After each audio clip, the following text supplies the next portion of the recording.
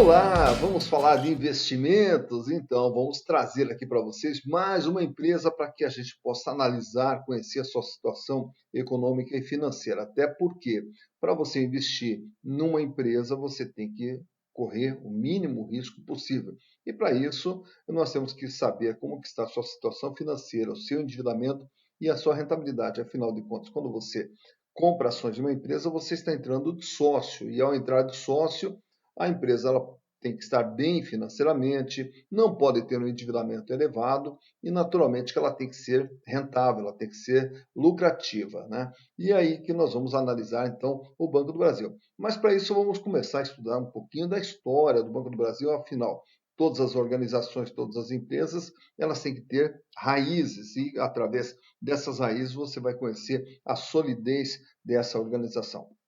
O Banco do Brasil, na verdade, ele foi criado no ano de 1808 por Dom João VI, lá no primeiro império ainda aqui do Brasil. E esse banco, criado por Dom João VI, ele acabou sendo liquidado no ano de 1829, teve a sua atuação encerrada em 1833, devido à péssima situação financeira que o banco se encontrava naquela época. A partir daí surge uma figura emblemática, Irineu Evangelista de Souza, o Barão de Mauá, que depois virou também Visconde de Mauá, que criou o seu Banco do Brasil, que era um Banco do Brasil particular. E esse Banco do Brasil foi até o ano de 1853, quando, por determinação do Visconde de Itaboraí, acabou tendo a sua fusão concretizada com o Banco Comercial do Rio de Janeiro, quando então surgiu esse Banco do Brasil que nós temos hoje. E o Banco do Brasil, na atualidade, ele é o segundo maior banco em ativos aqui no Brasil, perdendo apenas para o Itaú Unibanco.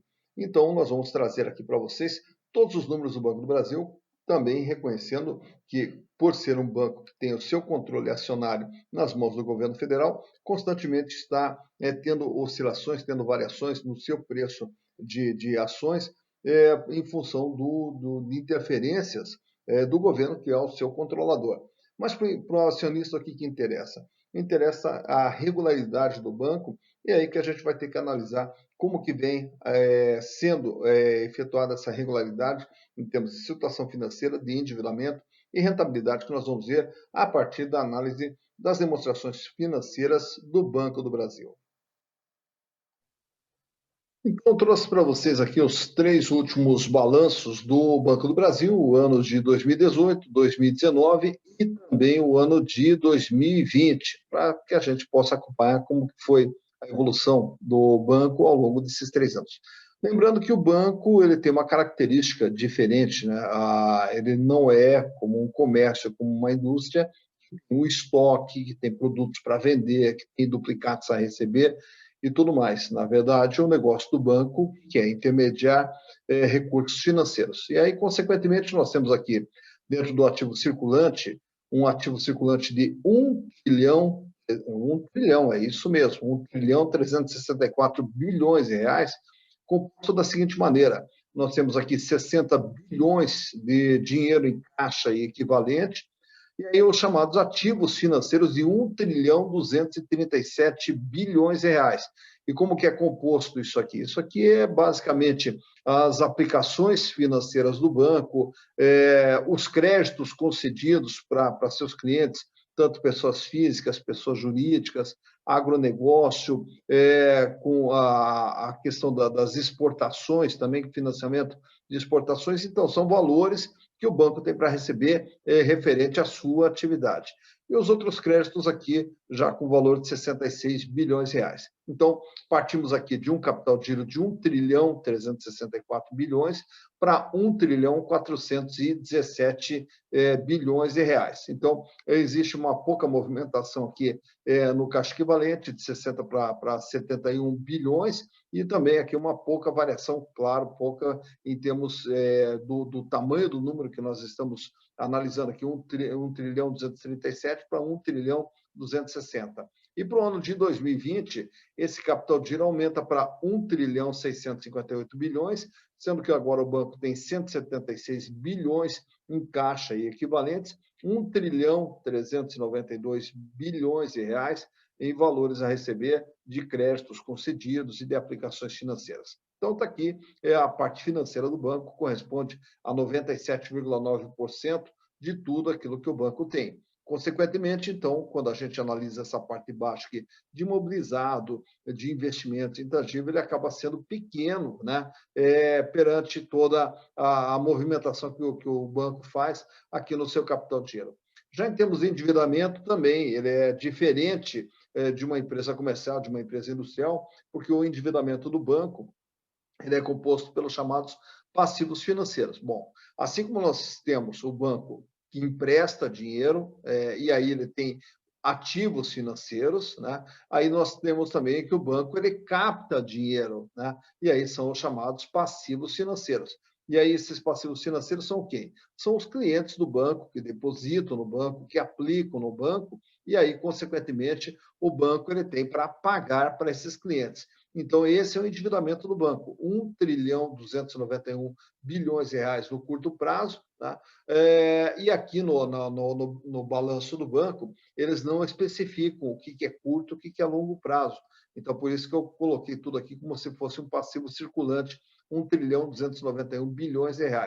Sendo passivos financeiros 1,240 trilhão, as chamadas provisões, né, que o banco faz, essas provisões já prevendo perdas que ele possa ter nas operações de crédito, né? E aí nós temos aqui os passivos fiscais e os outros passivos do banco.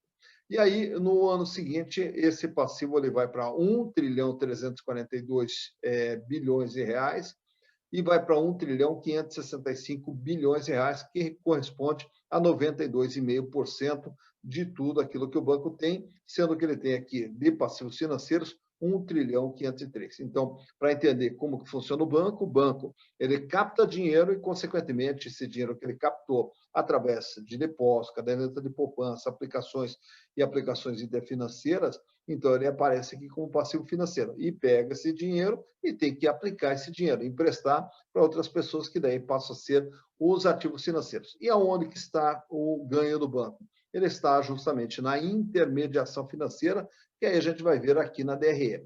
Na DRE vai ter aqui a chamada, como se fosse uma receita líquida de vendas, que são as receitas que o banco tem nessas intermediações financeiras, de 120 bilhões de reais, vai para 123 bilhões de reais, e aí no último ano caiu para 98 bilhões de reais, lembrando mais uma vez que 2020 foi um ano atípico, o ano da pandemia. E aí, consequentemente, nós temos aqui o resultado que o banco tem entre aquilo que ele cobra, por exemplo, na questão dos juros, e aquilo que ele paga, né? Então, aqui é que vai ter o ganho da intermediação financeira. E, por fim, o que interessa para o acionista é o lucro que o banco teve ao final do ano.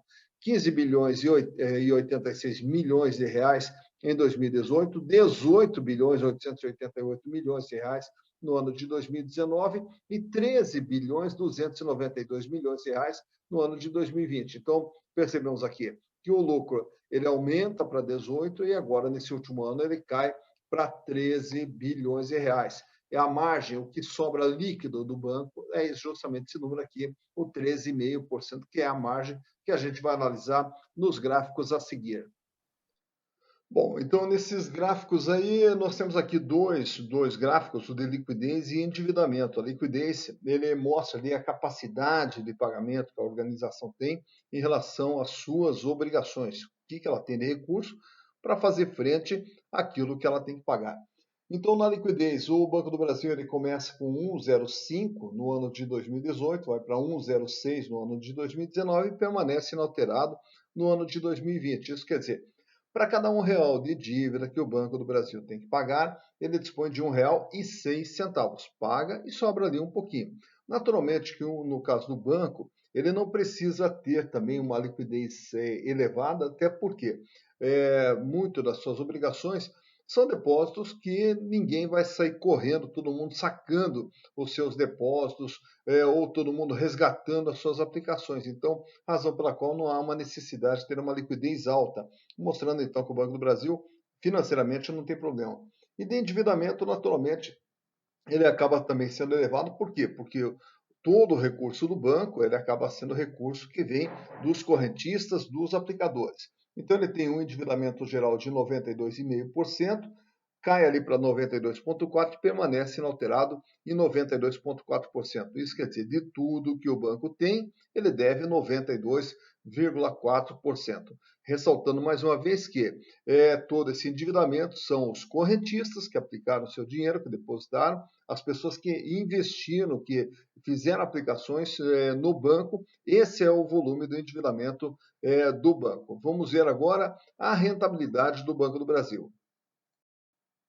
Então, nesses gráficos, temos aqui a margem líquida, que é o primeiro, na sequência, rentabilidade do ativo e rentabilidade do patrimônio líquido. Margem líquida, quanto que o banco ganha em relação àquilo que ele faz, aquilo que ele tem de receitas das suas intermediações financeiras. No primeiro ano, 2018, 12,54%, aumenta para 15,34% e apresenta uma pequena queda agora no ano de 2020 para 13,47%. De tudo que o banco arrecada, ele ganha líquido 13,47%. No segundo, retorno sobre investimento feito dentro do ativo do banco, 1,08, aumenta para 1,30 e cai agora nesse último ano para 0,78%. Quer dizer, de todo investimento feito no banco, ele consegue ganhar 0,78%. E por fim, a rentabilidade do PL, que é a rentabilidade que vem para o acionista que já participava do PL no ano corrente. Então, no ano de 2018, uma rentabilidade de 14,43%, sobe para 17,18% e agora, nesse último ano, cai para 10,40%. Quanto que o acionista ganha do lucro do banco nesses exercícios? Então, nesse último exercício, o acionista ganhou 10,40%, o que é uma ótima rentabilidade, considerando apenas um ano. Então está aí, conhecido os números do Banco do Brasil, cabe a você agora decidir se vale a pena ou se não vale a pena comprar ações do Banco do Brasil. E se você quer que a gente analise outra empresa, tem uma sugestão de empresa, entre em contato conosco, se inscreve aqui no nosso canal e manda também a sua sugestão, qual empresa que você queira que a gente analise e faremos isso com o maior prazer. Afinal de contas, o canal Silas Negra é feito para você, né? Então, na hora de você investir, conheça um pouco da empresa, conheça um pouco da sua história e principalmente conheça dos números da empresa, e o canal Silas Negra está aqui para lhe auxiliar e lhe trazer um pouco desses conhecimentos. Então, bons investimentos para você.